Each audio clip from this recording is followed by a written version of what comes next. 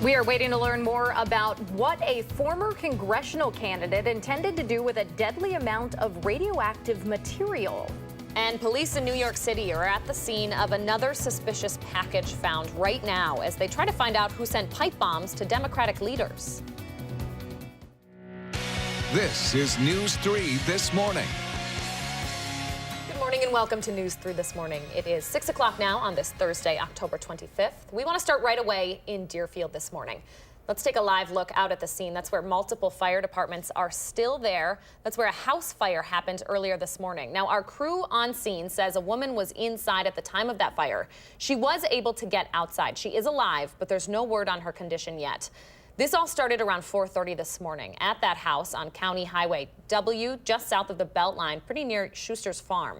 Now, this is still a developing story. We're going to continue to follow it throughout this program and update you right here on News 3 and over on channel3000.com. Hattie, it is the time of year that overnight some people are starting to kick on their heat. We don't know what caused that fire, but still. No, yeah, nights are getting longer as we speak and colder, but not necessarily too cold this morning. Here's a look at Weather Track, which will show you satellite and radar combined. And what you'll notice is that clouds are moving in quickly across southern Wisconsin, so it's almost completely cloudy for our viewing area this morning. Those clouds are acting like a blanket, keeping temperatures up just a little bit. No precipitation from the clouds just yet.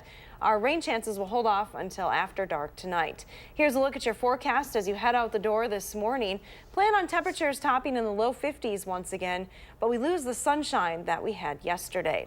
And now look at your first alert traffic maps early today. We'll show you what's happening in and around Madison. No major delays showing up just yet. Volume is still low at this hour. We're looking at the drive times heading into Madison, and they still look normal for this time of the day. I'm going to miss that sun, but temperature-wise, still a pretty decent day. Yeah, that's true.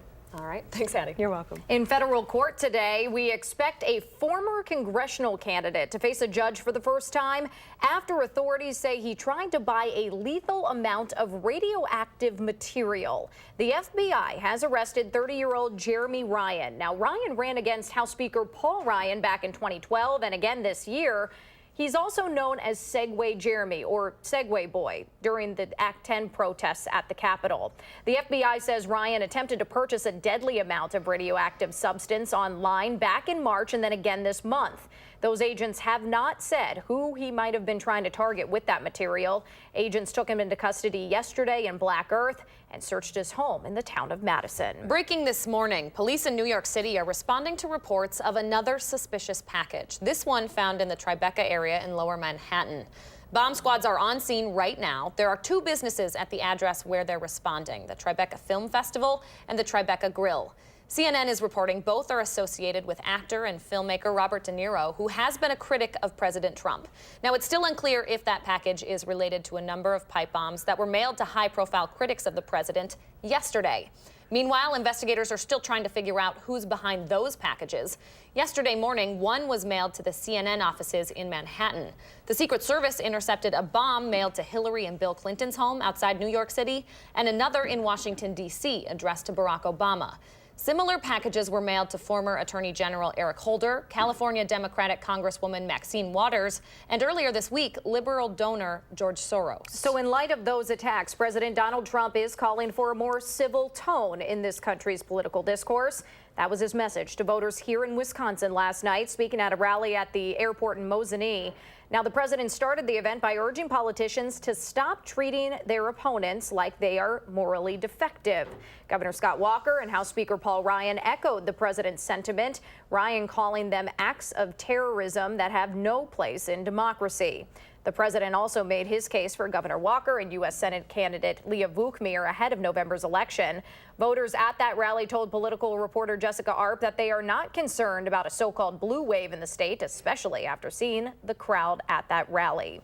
Now, the Democratic candidate for governor, Tony Evers, responded to last night's rally, saying the choice for Wisconsin is clear between 4 more years of dark, divisive politics or a new chapter for our state. Senator Tammy Baldwin tweeted that while she's not worried about the president campaigning for Leah Vukmir, she is worried her opponent will vote to strip away health care coverage for those with pre-existing conditions if she does win on November 6th. There is another high-powered name headed to Wisconsin this week to boost support on the Democratic side. Former President Barack Obama will be here on Friday to campaign for Senator Baldwin, Tony Evers, and other Democratic candidates. He'll be at North Division High School on Milwaukee's North Side Friday afternoon. And former Vice President Joe Biden's going to be in Madison on Tuesday for an early vote rally at the UW. Biden will also be campaigning with Senator Baldwin and Evers. He'll be talking about getting voters to cast their ballot early this election. That event takes place at the Gordon Dining Center on campus. Doors open at 9 a.m. Tuesday. Anyone who wants to go is asked to RSVP online. With less than 2 weeks before the midterm elections, a group of African-American leaders here in Madison want to make sure minority voters who want to get out to the polls are getting out to the polls. They're meeting this afternoon to brainstorm ways to make sure that happens. Our Christina Laurie is in studio this morning with more on their efforts. Good morning, Christina. Good morning, Leah and Danica. Black leaders here in Madison say they want communities of color to know they have a voice and to know that it counts. They're hoping minority groups turn out to vote on November 6th in record numbers. During the 2016 election, black voter turnout was down nearly 20% here in Wisconsin. That's more than 4 times the national average. This time around, however, black leaders are hoping to change that, energizing voters of all ages, giving them rides to the polls, registering them to vote. They say they aren't promoting any agendas or specific candidates, just reinforcing the idea that you can't just complain, you actually have to vote. I think people feel like their vote doesn't count, like it doesn't matter, or there's going to be some kind of hassle when they go to vote. And we really have to change that because every vote, every election, every issue is important. The Madison black leaders involved in this push represent more than a dozen local organizations, including the Urban League of Greater Madison, the African American Council of Churches, the NAACP, Black Greek organizations, and more. The meeting starts at 1 o'clock this afternoon at the Urban League of Greater Madison. That is on Park Street. All right, Election Day less than 2 weeks away. Christina Laurie reporting for us. Thank you, Christina. So despite increased spending and less state aid, the Janesville School District says it's planning to implement its lowest tax rate in nearly a decade. The Gazette reports the school board's budget passed earlier this week includes a 2% property tax decrease. That means if you own a $250,000 home there, you will pay $45 less next year toward the city's schools. Simultaneously, the district is spending more on things like updated curriculums and Chromebooks for students. The Gazette reports the lower tax rate is possible because property values in the district are increasing. However, Janesville's superintendent says he's still concerned that cuts will have to be made. The district is not pursuing a referendum to make up for lost revenue right now. But the idea is not off the table, according to the superintendent.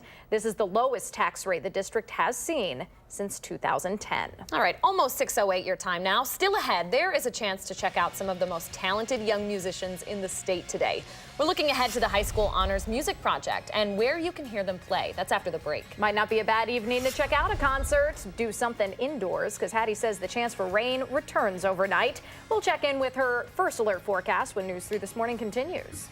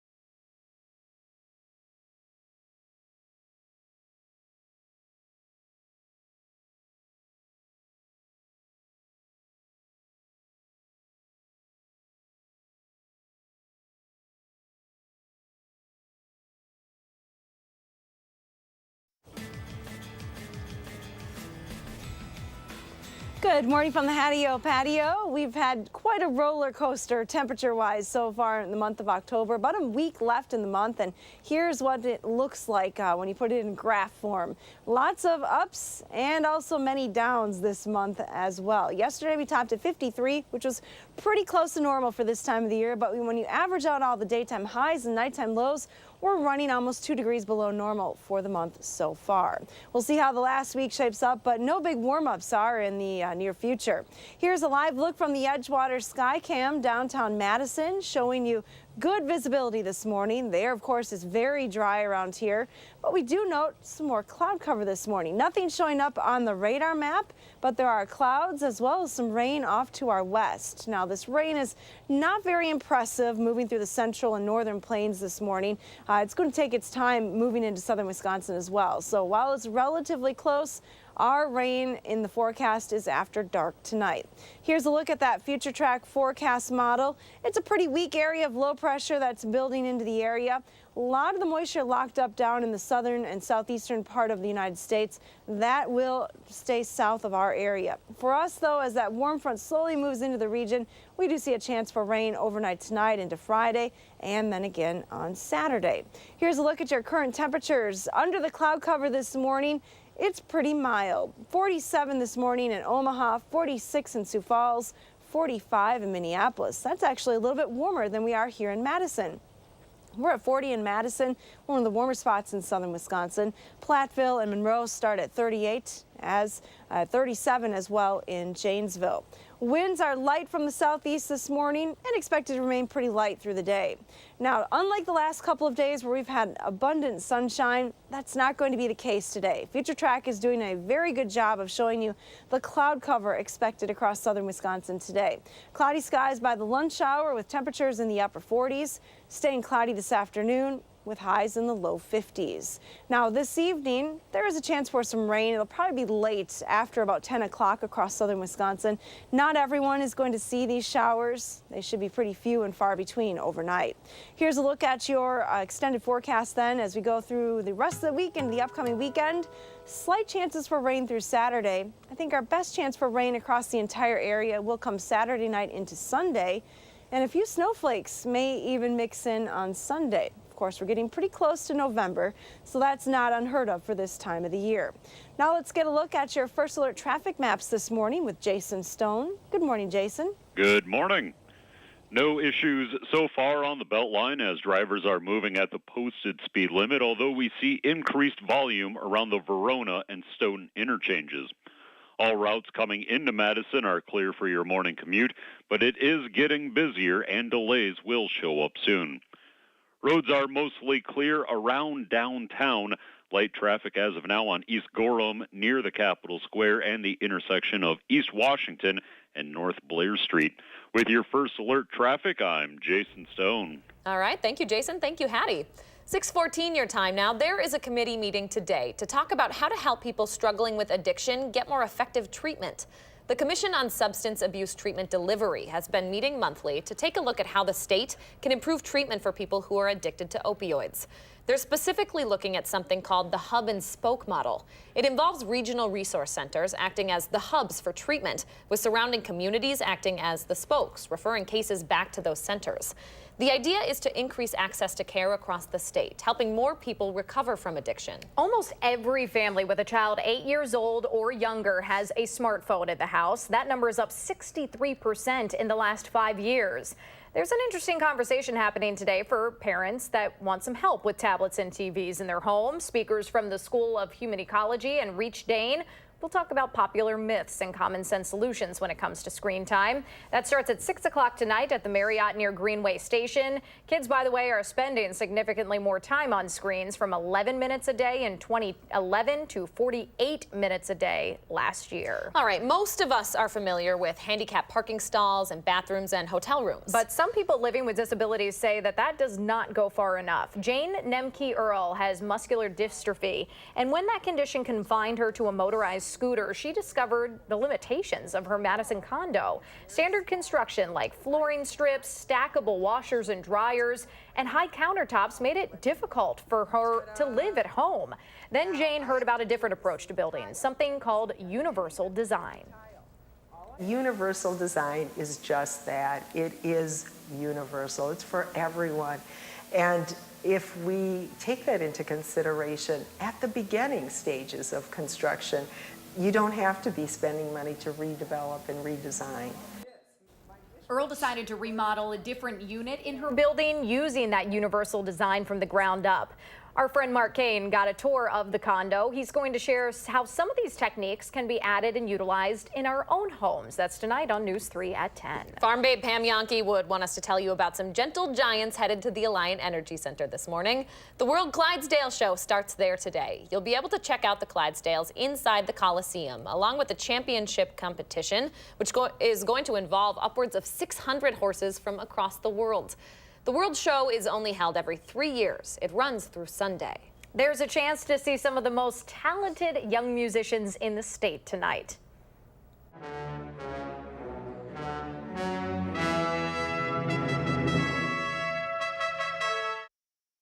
The Wisconsin School Music Association is celebrating the 50th year of its high school state honors music project. It is a nationally recognized program that brings together some of the top musicians from schools across the state. They participate in a 4-day summer camp and then the fall performance. You can see the honors band and orchestra starting at 4:30 tonight at the Overture Center. The choirs will perform there at 8.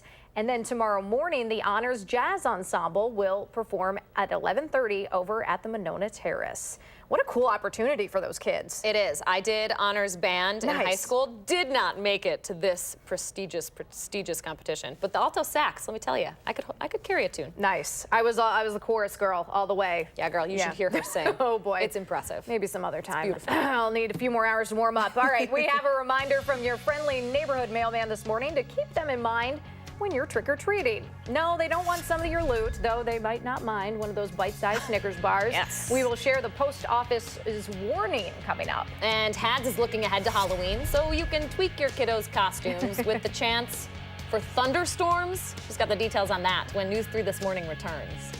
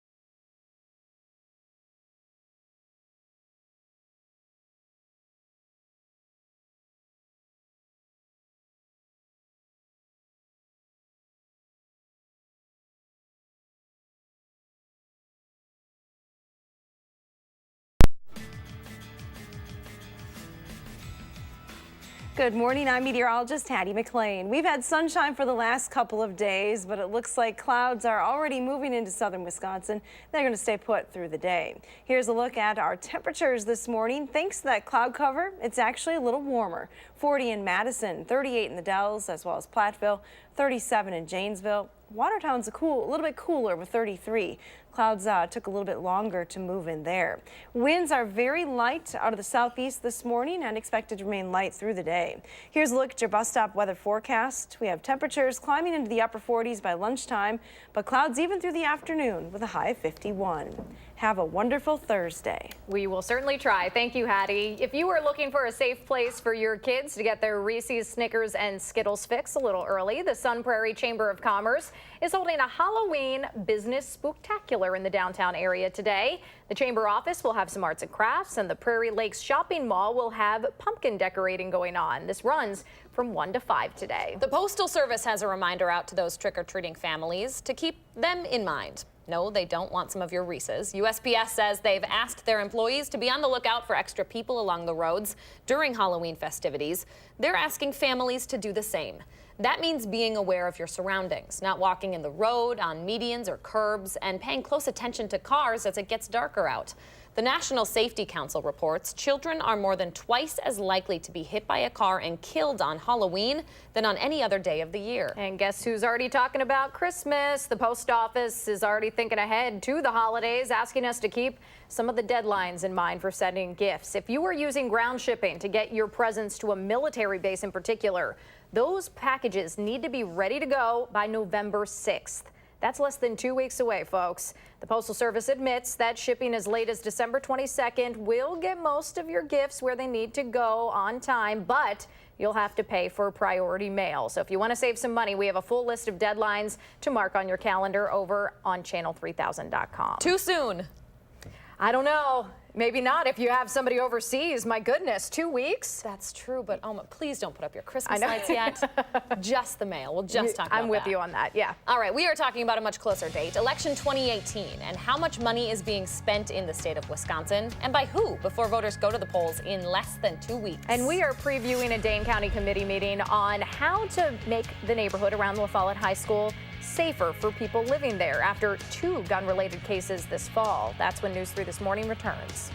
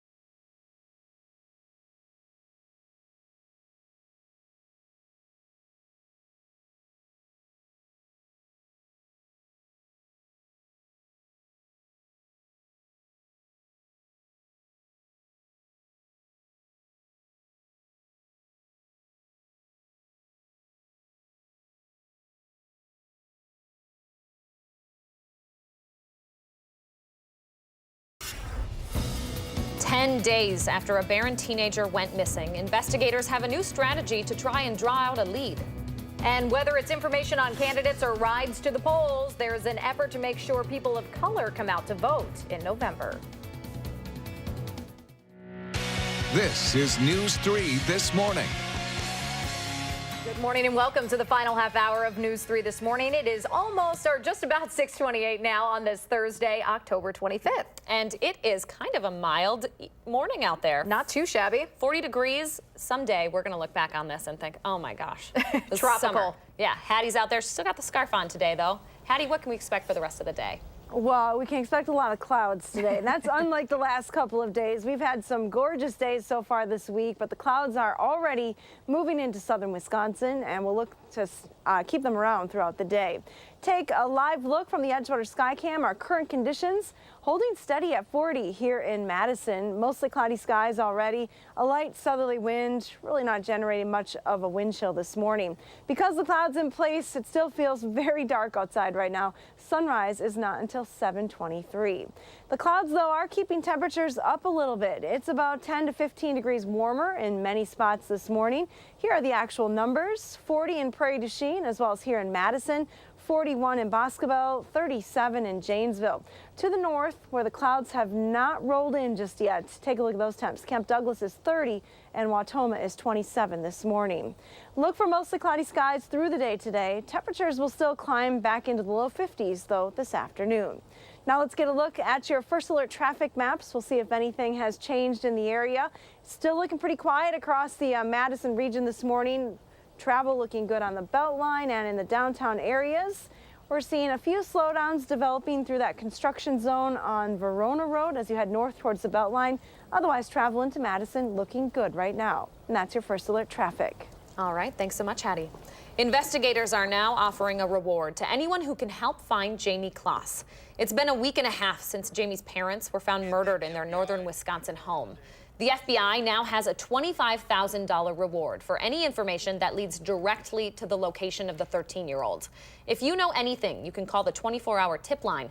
That's 855-744-3879, or send an email to the address right there on your screen. Both of those are also up on our website, channel3000.com. 2 Middleton firefighters say they feel like they made a difference after helping with a massive search for clues in that case earlier this week. Battalion Chief Brad Subra and one of his colleagues drove the 200 miles to participate in the search Tuesday. Chief Subra says people from across the state and some even from outside Wisconsin answered the call for volunteers, showing their support for Barron County law enforcement and the Kloss family. He says he's never seen so many people come together to help one family. They're going to see the news clips and say, oh my gosh, that's a lot of love.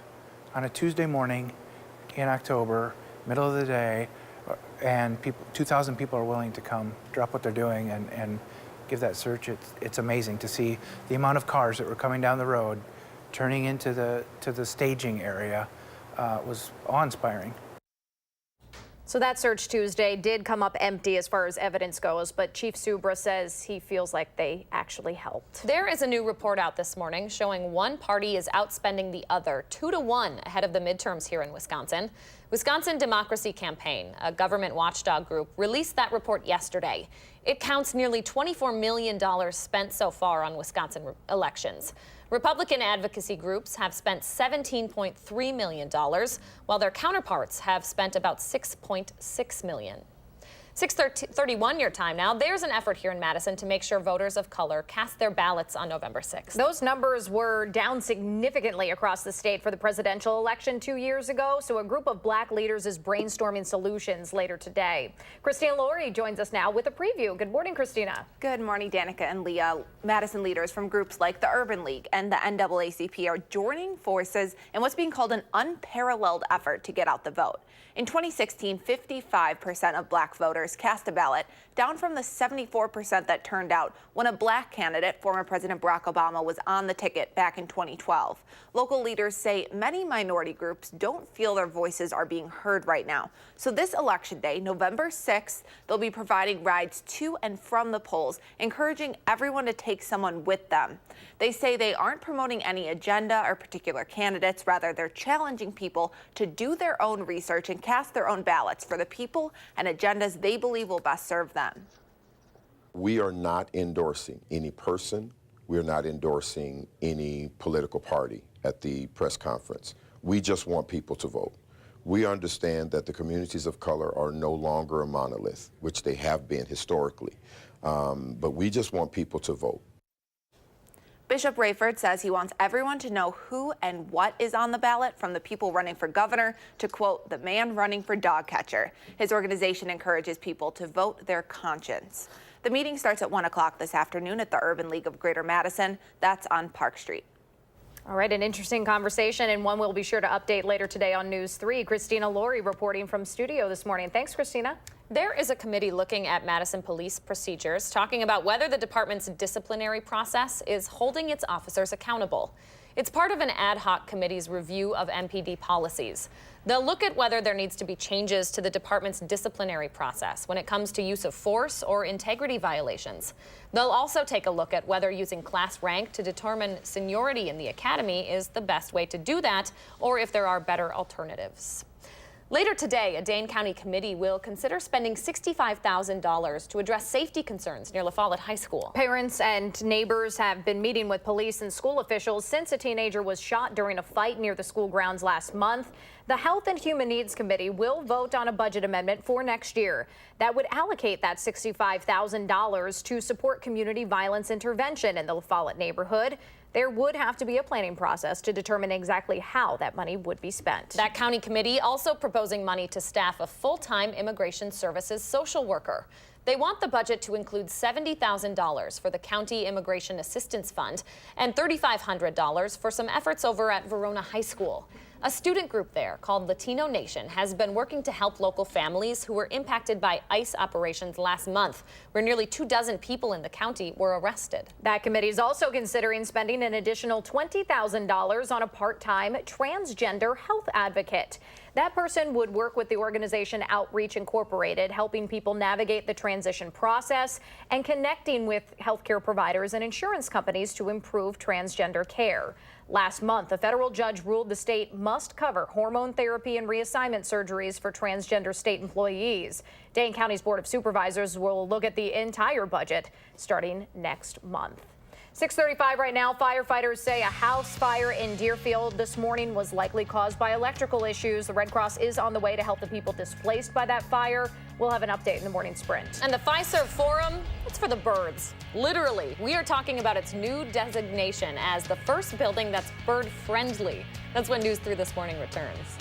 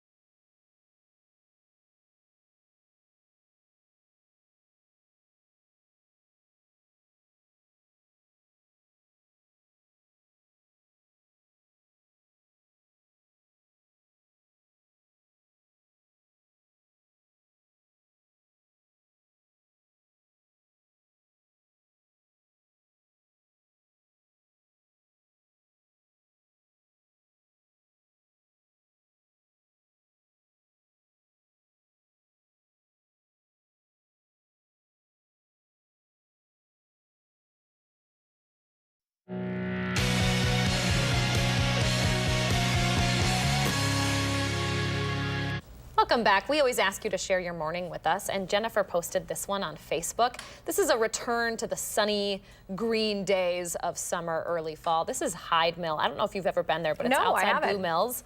It is, or Blue Mounds rather. It's absolutely gorgeous out there. Looks like it.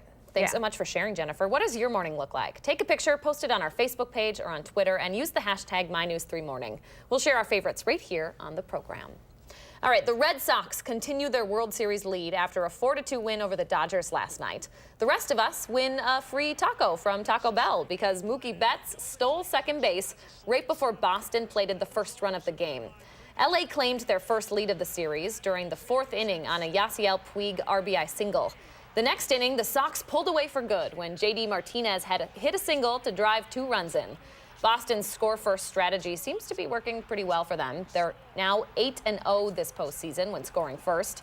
Game 3 is tomorrow night at Dodger Stadium. From Fenway to Fiserv, the Bucks are making a conscious effort to keep birds alive. The franchise says the new arena is the first bird-friendly facility of its kind. The window design is supposed to deter birds from crashing into those windows and dying. Believe it or not, more than 1 billion birds do that every year here in the U.S. The final score from the Fiserv Forum, though, last night, not for the birds. Giannis Antetokounmpo led the way with a triple-double. The Greek Freak had 34 points, 18 rebounds, and 10 assists against the Philadelphia 76ers. Now that's his 4th straight game of the season with at least 25 points and 15 rebounds. The first player to do that since Wilt Chamberlain more than 50 years ago. Final score 123-108. The Bucks travel to Minnesota to play the Timberwolves tomorrow. Tip is at 7 p.m. We will hear from Packers head coach Mike McCarthy later today for the last time before the team heads out to L.A. to face the undefeated Rams. The Packers are 9.5-point underdogs on Sunday. That's the largest point spread they've faced since Aaron Rodgers became the starting quarterback 10 years ago. Despite that, McCarthy says he hasn't brought up the idea of being underdogs to his team. The Rams are the only undefeated team left in the league. They've outscored opponents by nearly 110 points so far this year. Kickoff is set for 3:25 on Sunday at the LA Coliseum. All right, we hope you soaked in the sunshine that we've had all week because Hattie says we are returning to cloudy skies and the possibility for rain for the remainder of it. She has your forecast after the break. First, though, if you have a kiddo turning 3 soon, please let us know so we can show their picture on TV. And thanks for watching News 3 This Morning.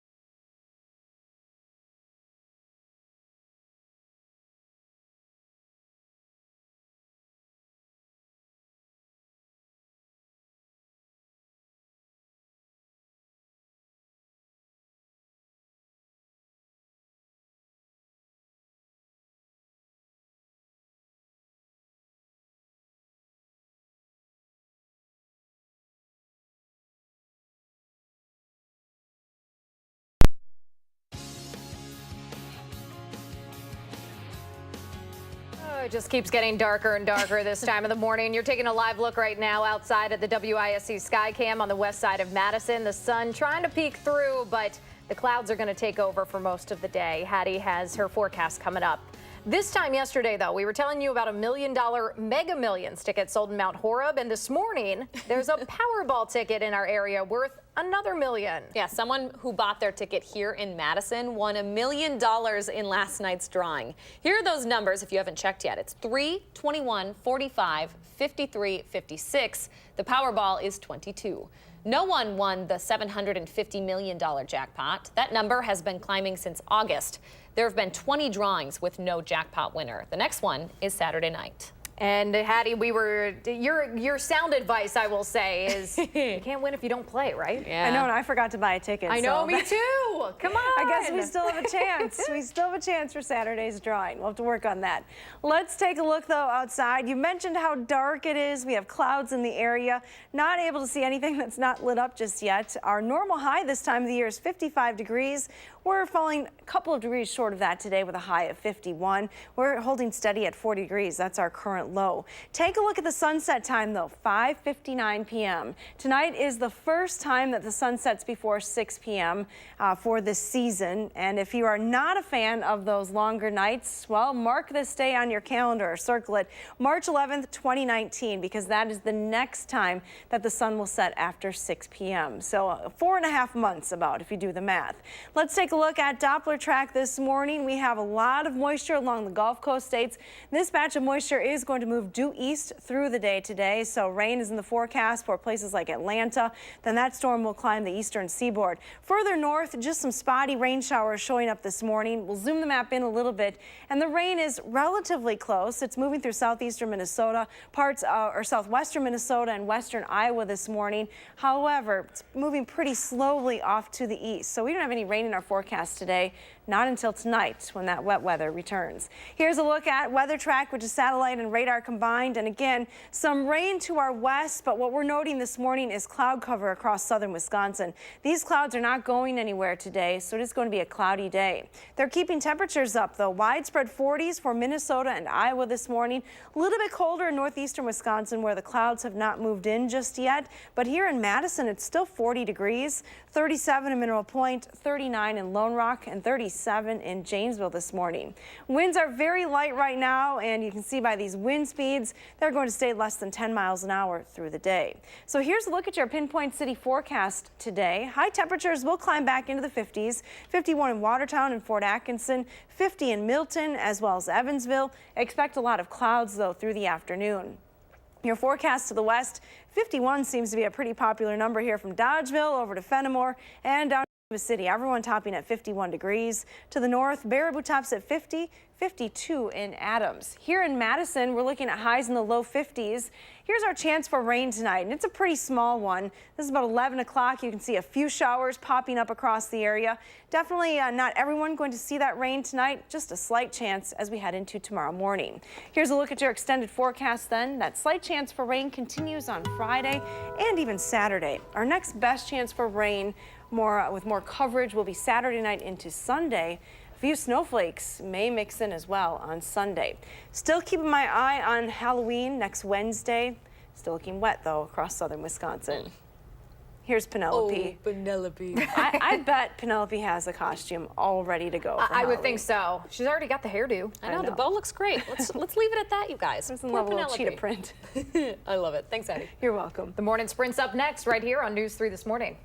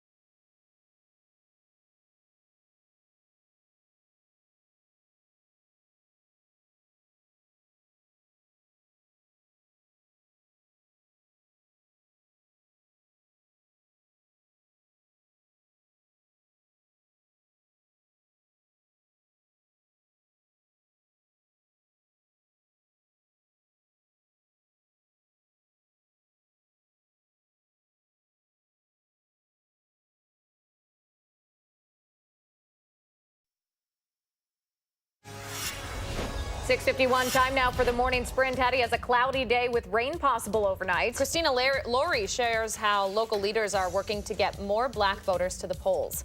But we start in federal court. That's where former congressional candidate Jeremy Ryan is expected to face a judge for the first time today after authorities say he tried to buy a lethal amount of a radioactive material.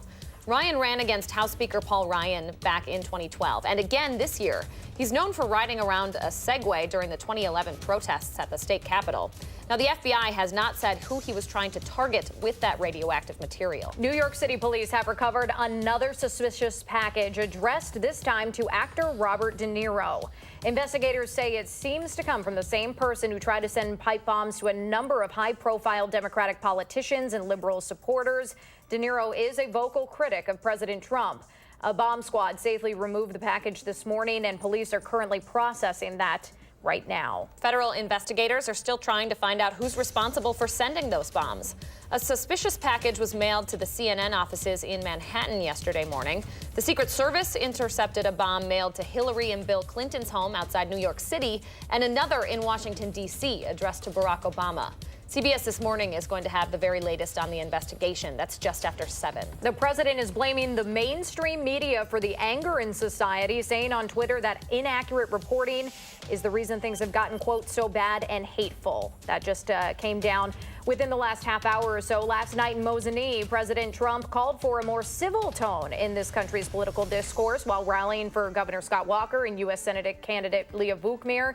The president urged politicians to stop treating their opponents like they're morally defective. Former President Barack Obama is making a stop in Wisconsin on Friday to campaign for Senator Tammy Baldwin, candidate for Governor Tony Evers, and other Democratic candidates. He'll be at North Division High School on Milwaukee's North Side Friday afternoon. Former Vice President Joe Biden will be in Madison on Tuesday for an early vote rally at the UW. Biden will also campaign with Senator Baldwin and Evers. Some of Madison's most prominent black leaders are announcing new plans this afternoon to get more minority voters to the polls this November.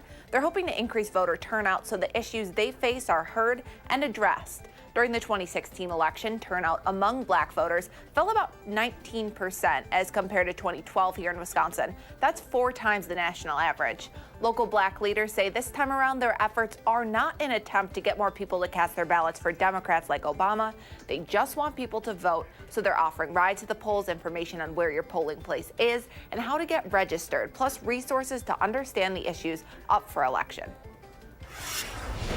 And we have some clouds in the area this morning, but that's making for a beautiful sunrise here across southern Wisconsin. Take a look at the colors that we can see on the WISC-TV Skycam looking towards the east this morning. Your outdoor forecast has temperatures starting in the upper 30s, pretty close to 40 degrees. But with clouds in place through the day, we're only looking at a high in the low 50s this afternoon. Thank you, Hattie. Overseas this morning, the death of a Washington Post journalist will be prosecuted as a premeditated murder. Previously, the Saudi government said Jamal Khashoggi died accidentally at a fistfight. Now, though, 18 Saudis are under arrest, and 4 senior intelligence officials and an advisor to the prince were fired. The Crown Prince is now working to restructure the kingdom's intelligence services. President Trump calls the situation the worst cover-up in history. Investigators are now offering a reward to anyone who can help find Jamie Kloss. It's been a week and a half since Jamie's parents were found murdered in their northern Wisconsin home. The FBI has a $25,000 reward for information that directly leads to the location of the 13-year-olds. If you know anything, that 24-hour tip line is right there on your screen and over on channel3000.com. A Deerfield home appears to be a total loss this morning after a fire. This happened around 4:30 a.m. at a home on County Highway W. The fire chief on the scene told us that the 7 departments that responded needed to haul in water because there were no fire hydrants in that rural area. According to the Dane County Sheriff's Office, some pets may not have made it out, but everyone inside the home was able to get out safely. Officials believe electrical issues may have caused that fire. A committee looking at Madison police procedures will talk about whether the department's disciplinary process holds officers accountable when it comes to use of force or integrity violations. They'll also take a look at whether class rank to determine seniority among students in the academy is the best way to do that, or if there are better alternatives. A Dane County committee is hoping to address community safety concerns after a teen was shot near La Follette High School last month. A budget amendment for next year would add a $65,000 to support community violence intervention near that school. If you bought a Powerball ticket in Madison last night, better check it this morning. There is a $1 million winner who bought their lottery somewhere inside the city. Nobody won last night's $750 million jackpot, though, so the rest of us still have a chance. The jackpot's been climbing since August, with 20 drawings and no winner so far. The next one is Saturday night. All right, almost 6:57 your time right now. Let's turn it over to Jason Stone with one more look at First Alert traffic. Hey, Jason. Hey, no issues on the Beltline as drivers are moving along well. Brake lights starting to show up on the Stoughton Road interchange in all directions, while volume is increasing on the westbound exit ramp for Verona Road. It's smooth driving on John Nolan with light traffic forming at the Rimrock intersection in all directions and getting busier at North Shore Drive. Traffic is starting to converge on the East Wash and Blair intersection downtown, and routes coming into Madison are clear for your morning commute. With your First Alert traffic, I'm Jason Stone. Thank you very much, Jason. And here's the view from the Queen Bee Radio Sky Cam this morning. An orangish, pinkish sky. Wow. Beautiful, beautiful shot this morning. Clouds are in the forecast, though, through the day today. Temperatures will climb slowly through the 40s to highs in the low 50s this afternoon. We just mentioned that developing situation in New York City where another suspicious package was recovered. They'll have much more on that coming up on CBS This Morning.